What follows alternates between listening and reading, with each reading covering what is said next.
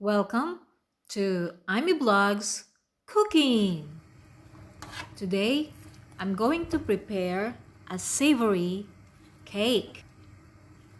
Here, I am boiling a bunch of chard, a white cabbage, which is the prime ingredient in the savory cake that I will make today. By the way, don't forget to add salt to boiling water. When done, drain and let it cool.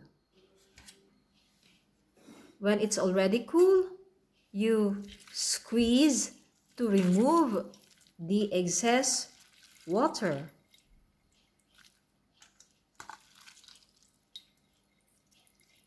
Squeeze to remove the excess water.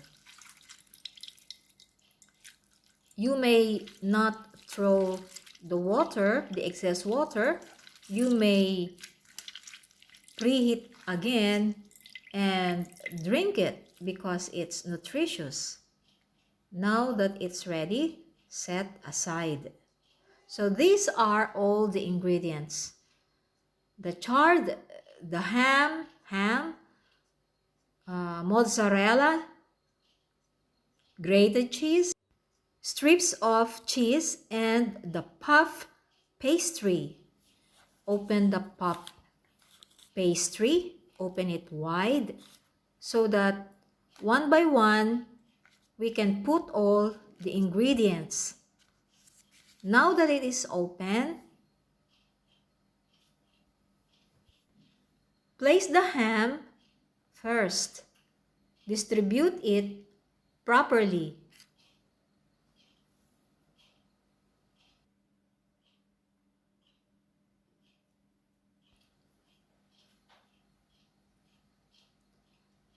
Now that it's done, the next ingredient to spread on the puff pastry is the chard. Distribute it evenly also.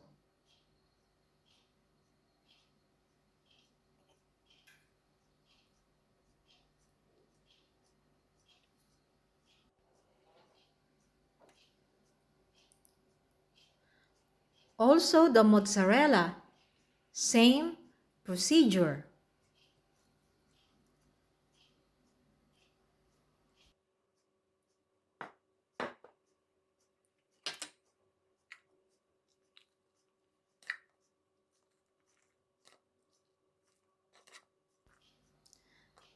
Parmesan cheese or grated cheese, and also the strips of cheese.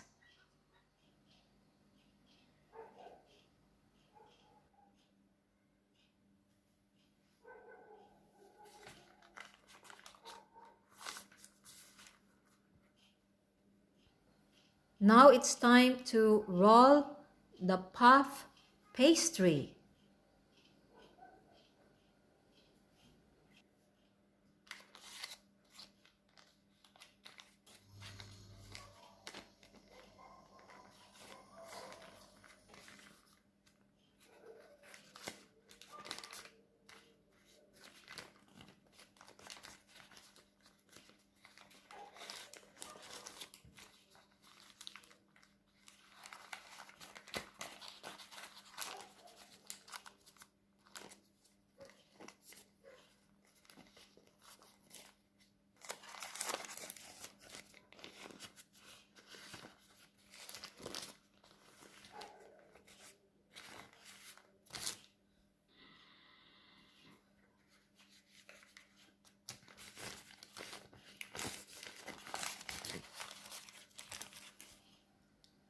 When done, close the edges with the help of a fork.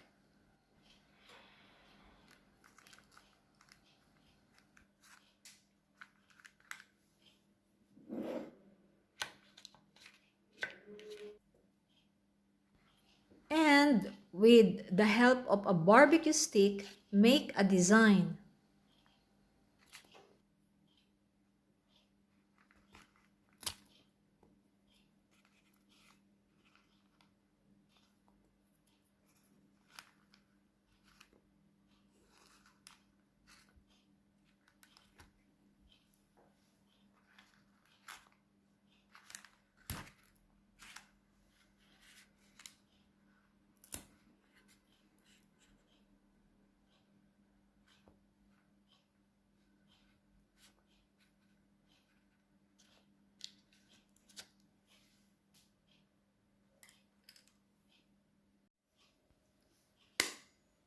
I broke an egg because I need the yolk to be brushed on the savory cake.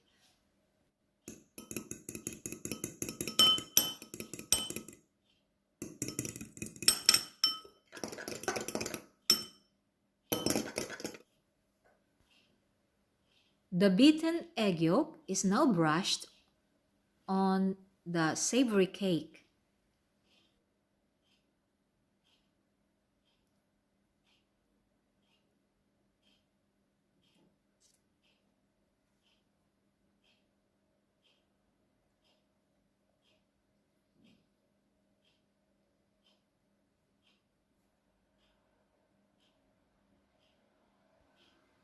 Pinch hose on the savory cake with the help of the barbecue stick so that the air will come out. And also moist while cooking. In the oven at 190 degrees Celsius for 25 minutes. Now it's already cooked. It's done. It's ready.